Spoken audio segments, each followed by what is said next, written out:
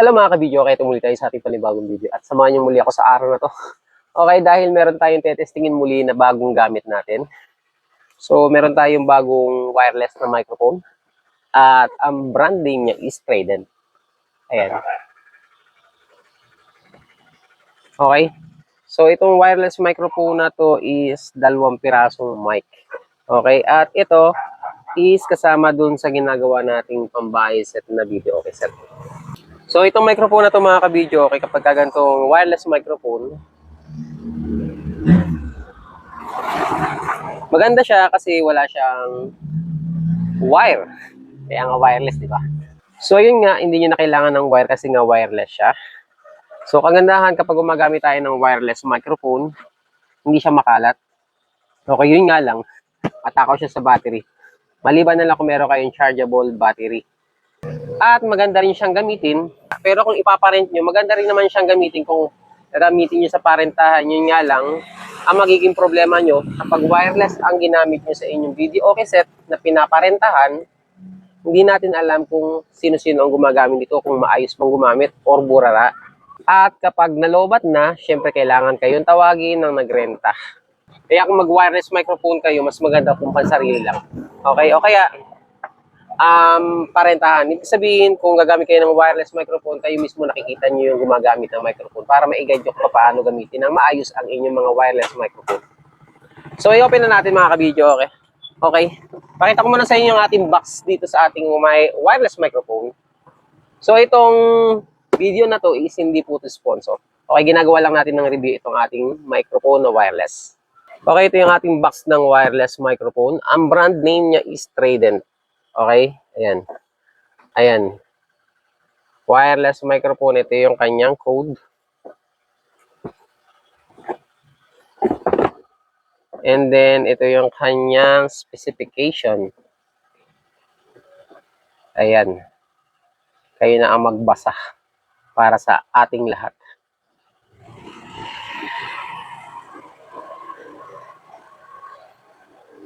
And then, meron din siyang anti-feedback. Yan ang kagandahan sa wireless microphone na to. Okay? Yun, no? Meron pa pala siyang echo. So, try natin kung meron yung echo. Okay? So, yan yung box. And then, sa loob ng box, meron pang yan. Meron pa siyang case na naka-plastic. Naka-plastic yung ating wireless mic. Okay, so open na natin. Yung case niya is plastic.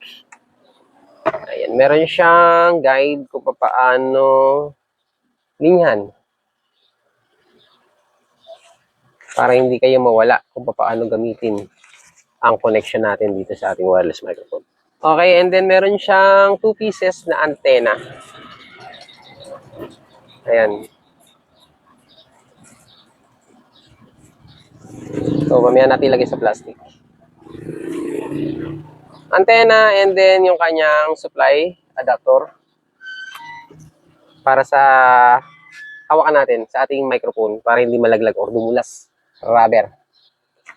And then ito yung kasama ng wireless mic, PL to PL pang connection sa amplifier or mixer to receiver.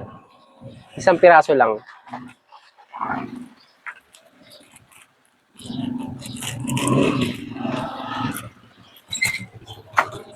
And then meron siyang battery. Heavy duty battery, hindi ko lang alam kung chargeable siya. Okay, pero pwede naman kayong bumiling chargeable na battery para di takaw battery. And then ito yung kanyang microphone. Metal siya. Ang bango. So itong microphone na to is metal. Sarap hawakan. Suabe. So 2 pieces. Pareha silang metal. Metal yung kanyang hawakan. And then ito yung kanyang pinaka-receiver. Ayan. So dito, metal din siya. Sa iba kasing receiver, plastic. So ito is metal. And then ito yung likod. Okay? So igagayad ko lang kayo kung paano natin ito i-connect. So, kapag may wireless microphone kayo na receiver na kagaya nito, may PL dito o saksakan ng PL. Ayan, dito. And then, ito is diretso sa mixer. Isang piraso lang to. So, kapag yan yung linya ang ginamit nyo, okay, saksak muna natin adapter kunwari. Okay, and then ito yung supply sa adapter or sa supply ng ating receiver. Ayan. And then, antenna.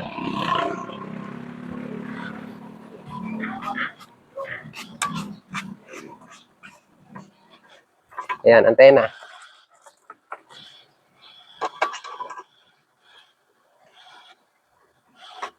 Yan ang antenna natin. And then, itong dulo ng PL na to is diretso sa mixer. Okay? Microphone input, kahit anong channel.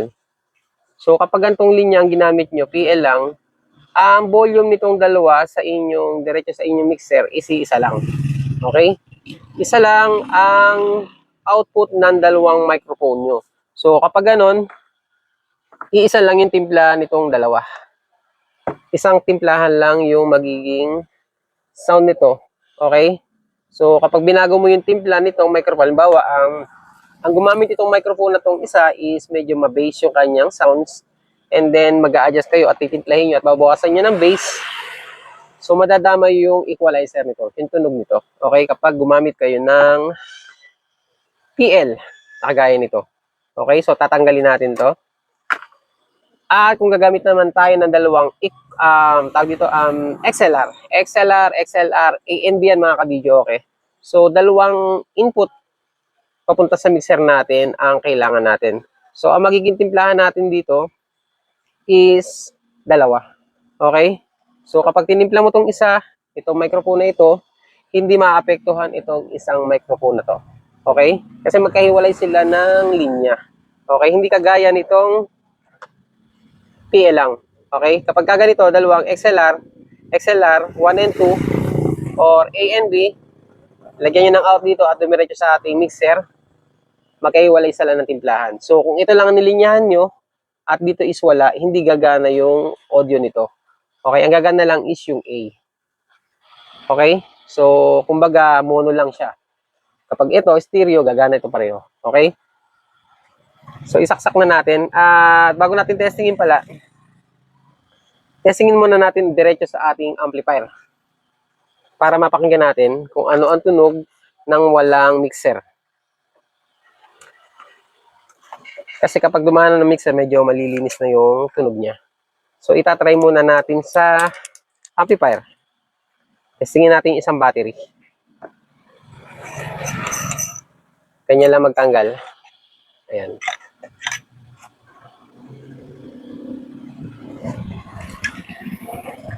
May guide naman siya kung paano ilalagay yung battery. Bali, dalawang battery na ano to? AA 1.5 volts. And then saka mo ipapasok ito. Yan. Isang microphone lang testingin natin.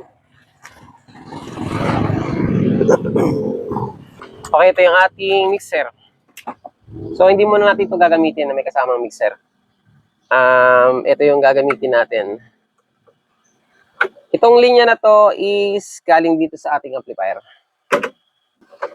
Okay ba? May papakita ko sa inyo yung ating amplifier. So, isasaksak natin ito dito. XLR male or female pala, babae. Yan. Okay, yung isa lang isasaksak natin. Titestingin lang natin. And then, power. Okay, ito na yun. Switch on natin. Long press. Yun. And then, yung ating amplifier na gamit is Sakura 735. Switch on. Ayan, nag-switch on na siya. And then, ito, pakita ko lang sa inyo. Itong linya na to at itong isa pa, hindi pa natin sinasaksak to.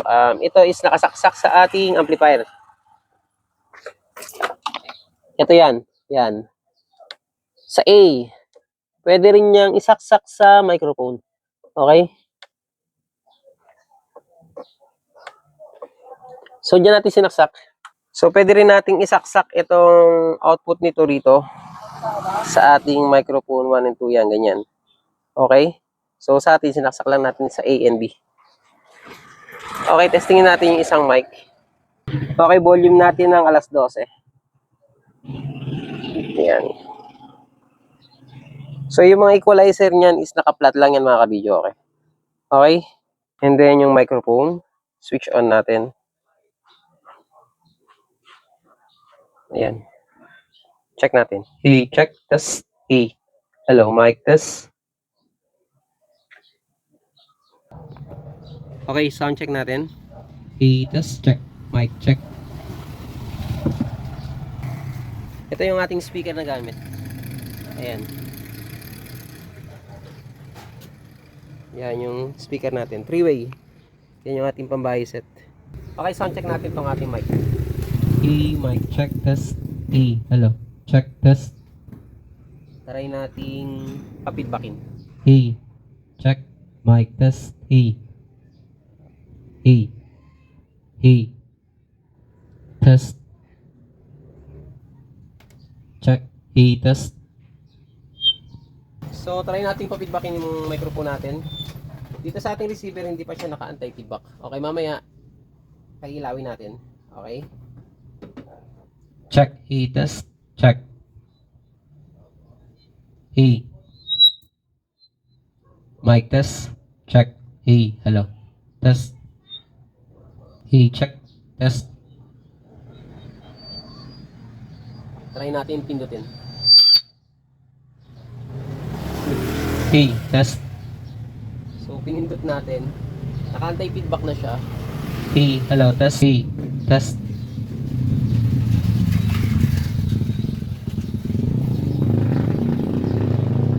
So, nawala naman yung kanyang feedback. Meron pa rin siya, konting-konti lang. Okay, kapag sobrang nilapit natin, dun siya magpi-feedback. Pero hindi kagaya kanina na napakalakas. Yan, ganyan lang. Umuugon lang siyang konti. Konting-konti lang. Hey, mic test. Check. Hey. Check. Hey, test. Pero kung tatanggalin natin yung anti-feedback niya, try natin. Ayan. Nakapatay na yung anti-feedback natin. Yun na. So, ayun. Nagka-feedback na naman. Try natin pindutin ulit yung feedback. Anti-feedback natin. Ayan. Wala na naman yung kanyang feedback. So, ayan yung anti-feedback naka-red.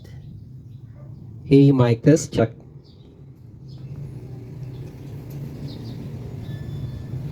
Volume natin, oh. Mic test. Check. Hey, hello. Check.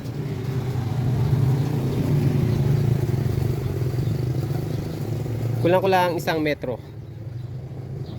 Bali kalahating metro yung gap natin sa speaker at yung ating microphone. So ayan yung naka-anti-feedback. At pindutin ulit natin yung ating anti-feedback. Ayan. Try natin. Hey, test. Check. Mic test. Hey, hello. Ilapit natin kagaya kanina. Alakas ng kanyang feedback kapag wala yung anti-feedback. Yun, oh. So pindutin ulit natin. Yan. Hey, mic test.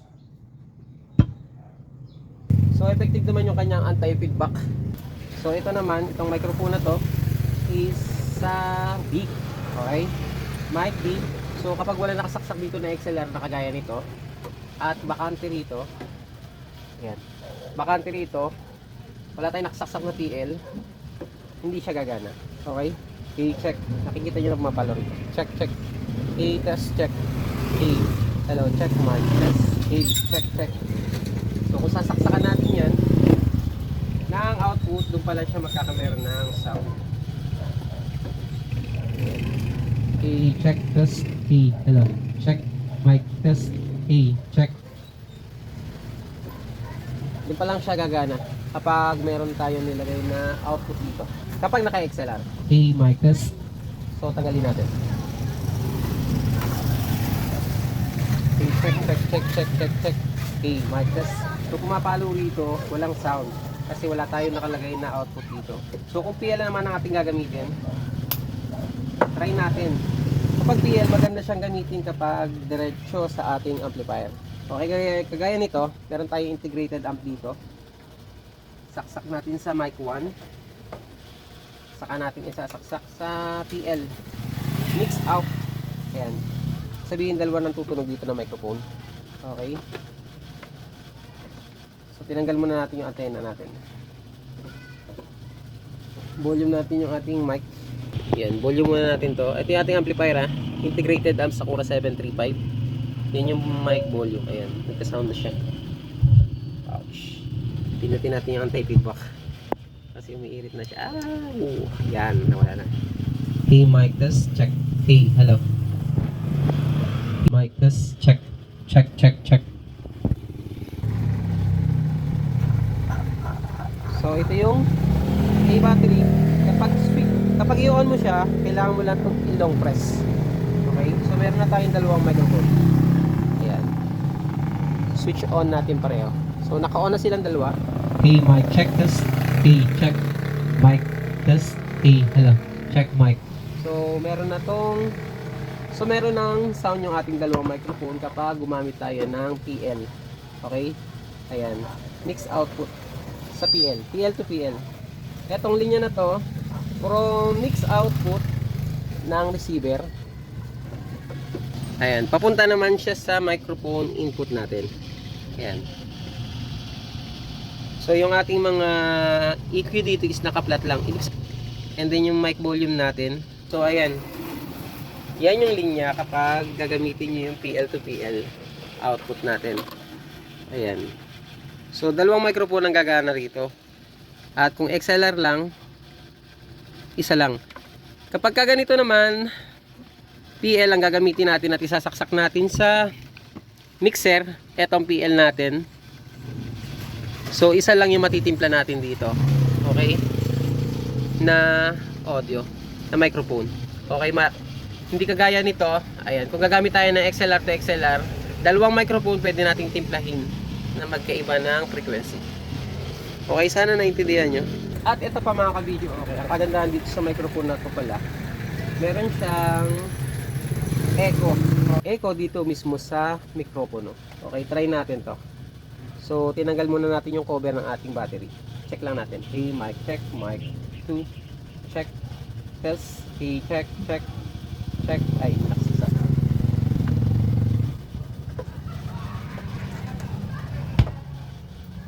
A. So, testingin natin. Check mic. Hey, test. Hey. 1, 2, check. Hey, test. Check. Hey, test. Hey, hello. Check. So, dito mga ka-video, okay, yung ating receiver at yung ating receiver is nakasaksak sa ating amplifier. Integrated amp at hindi natin binolium yung ating echo. So, dito, meron siyang sariling echo. Okay? So, pipinutin lang natin to. Ayan, makikita nyo rito. Ito kasi siya. May takip siya rito. Ayan. So, tatanggalin natin tong cover na to. And then, saka natin pipindutin dito. Ito mismo, makikita nyo, may lalabas dito na, ayan, EC1. So, yung EC1 is echo yan. Sa 1. Hey, check mic test. Yan yung EC1. Hey, check test. Para siyang naka-reverb or flanger ang tunog. Okay? So, hindi siya maganda pangkantahan. So, EC2 tayo. Nasa EC2 na siya and then, testingin natin. Hey, check mic test. Hey. Yung tunog niya, yung EC2 is echo. Okay? So, pwede na rin siyang pangkantahan. Yan yung tunog ng EC2 or yung echo 2. Hey, check test. Next natin ay EC3. Ayan, 3 na siya, number 3. Number 3 na echo. Hey, check test. So, yung pagka-echo niya is maganda siyang pangkantahan. Hey, check. Meron siyang delay na echo. Okay? At the same time, para na rin siyang naka-reverb. Hey, test. Check. Para siyang naka-hall.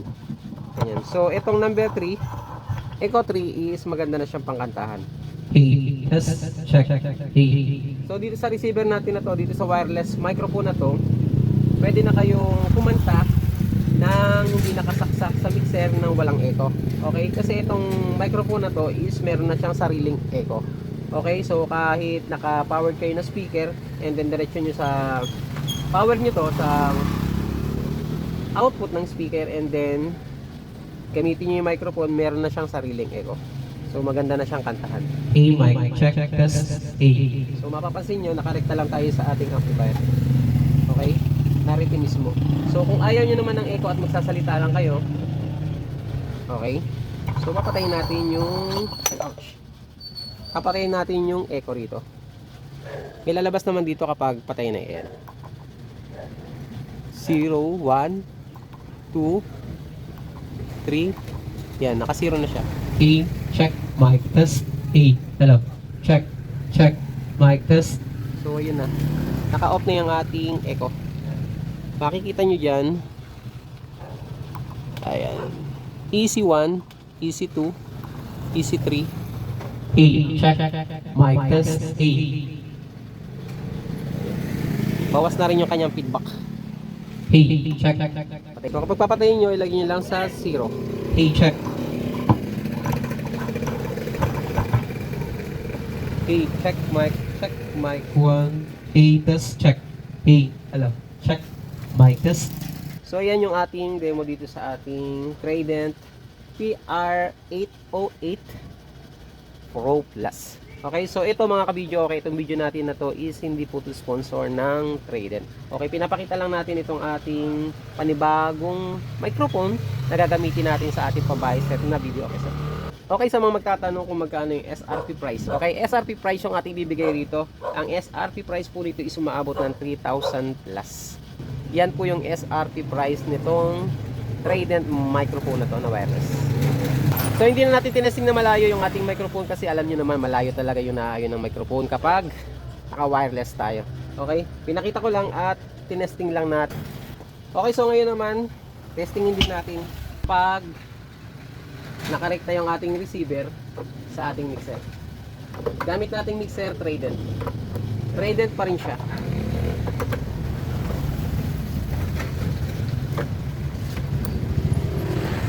So ito yung ating wire left and right.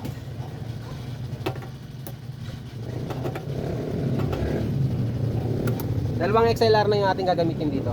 Okay, from mixer at 1 and 2 pumunta sa ating balance A and B mic. Channel mic A and B natin. Okay, switch on natin ating mixer. So dito kapag ganitong setup, pwede mo nang timplahin yung individual nating microphone. Kasi magkahiwalay na sila. I-volume lang natin dito. So hindi natin gagamitin yung echo nitong mga microphone na to kasi meron na ditong effects. Okay, check. Test, check, check. Check, check. Okay, check, mic. Test. Check, A, hello, mic, test, test, check, mic, A, check, test, test, check, mic, test, hello, Test. A, hello, mic. So yan yung linya natin dito kapag ginamit natin yung XLR to XLR. Ayan. 1 and 2. Yan ang kagandahan kapag XLR to XLR yung ating ginamit at diretso sa ating mixer at napapaghiwalay natin yung timpla natin sa ating dalawang microphone. Kagaya nito. So hindi na natin patatagalin ang ating video kasi medyo pumapatak na naman ng ulan. Okay, sana'y nakatulong yung video natin ngayong araw na to para sa ating mga kabidyo. Okay natin dyan na naghahanap ng wireless microphone na kagaya nito. Okay, so itong wireless microphone na to kagaya ng sinabi ko sa inyo is meron na siyang anti-feedback at higit sa lahat meron pa siyang echo individual. Okay, so hanggang dito lang at maraming salamat. Sana'y nakatulong ang video natin ngayong araw na to para sa ating mga kabidyo. Okay natin dyan na gustong bumili ng wireless microphone na kagaya nito. Okay? Kaya hanggang dito na lang at maraming salamat pala sa nagtiwala sa atin at nagpagawa ng pabahay set na ginawa natin ngayong araw na to. So sa ating mga kabidyo okay natin dyan, abangan nyo po yung ating i-upload na video na ating video okay set. Okay? Kaya hanggang dito na lang at maraming salamat at hanggang sa muli. God bless. Video que torna